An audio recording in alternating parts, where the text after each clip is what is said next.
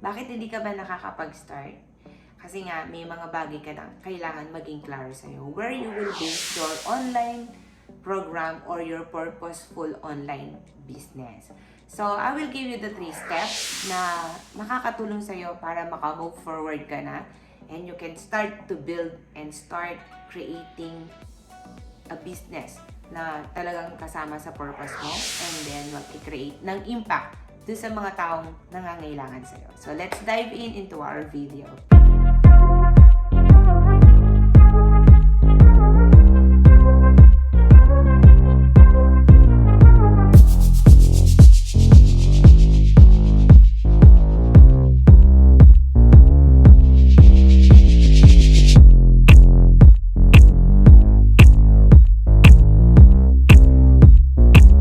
So, before that, I will give some word of God so that it will give us inspiration and motivation. And of course, sabi nga, when we meditate the word of God, we will surely prosperous and successful.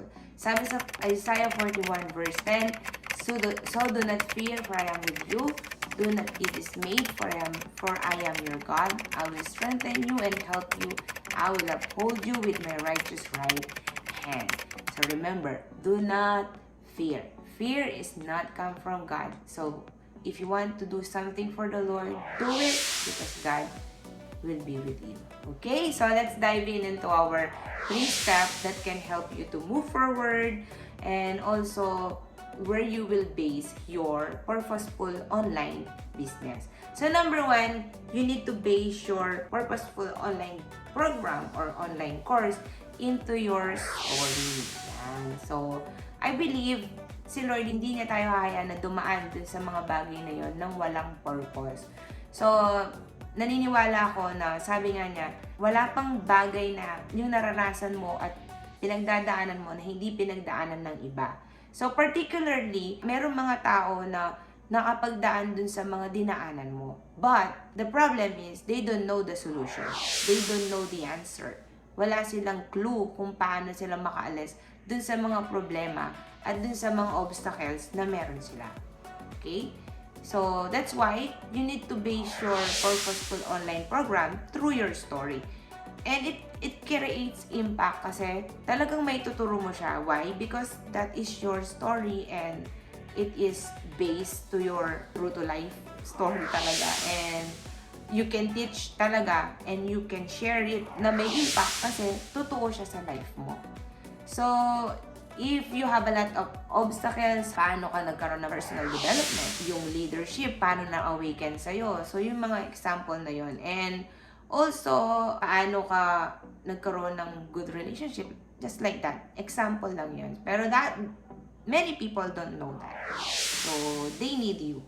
So, when you are showing up, because you are teaching what you've learned, what you've mastered, no? Ano yung mga expertise mo, yung mga na-overcome mo. So, you are helping people. So, where you will base your purposeful online business to your story. Yun yung tinatawag nating micro-niching or niching down. So, yung broad niching, it equals to brokenness yun. If you will micro-niching or if you will build a business and then you have a micro-niche, dun talaga sa mga taong kailangan ka at talaga namang matutulungan mo because it is a true to life and it's a story. Sabi niya, buhay mo talaga siya yung tinuturo mo, mas magiging impactful. So, meron talagang impact. Meron talagang transformation na mangyayari sa buhay niya because you teach what you've learned. You teach what you have. You teach yung mga bagay na meron ka, na-discover at nagamit mo sa life mo. Yan. So, that is one thing na pwede mong basihan para magkaroon ka ng purposeful online business. Number 2 that I can share to you is you need to validate the hierarchy of needs. No? Meron tayong hierarchy of needs, Maslow's hierarchy of needs. Yun yung mga basihan ng maraming business people. Kung saan nila titingnan at anong product na pwede nilang gawin para mapunan yung human needs. Just like I said, pwede mo siyang i-check and then you will see na, kaya pala nag-create siya ng ganito kasi kailangan na daw. So like, example, yung bed, yung higaan. Bakit sila nag-create ng magandang higaan? Because it is a human need. diba? Kailangan niyang matulog. And when he create a good and comfortable bed, diba? At magbibigay ng relaxing moment, no? Dun sa hihiga at magkakaroon siya ng talagang peaceful night or sweet dreams, diba? So, bentang-benta yun. Because it's a human need. So, if your purposeful online business or your online education program or online course, magbabase ka dun sa hierarchy of needs. Kahit isa lang dun na tinamaan mo, it is validated. It is a business. So, yon. And number 3 that I can give it to you is, you need to go to God. Yan. So, God-given skills, ability, talent. Yan. Ano ba yung binigay ni Lord sa'yo? Yan. Pwede mo siyang gamitin. So, yung iba, they have a skill how to sing like me. Sorry, like me, yung gusto mong tumulong, no? Kasi yung pagsising kasi talaga, pagkanta, nakaka-release talaga ng stress, and also it makes us something. Ako personally, pag nag-worship ako kay Lord, ang sarap-sarap ng pakiramdam ko.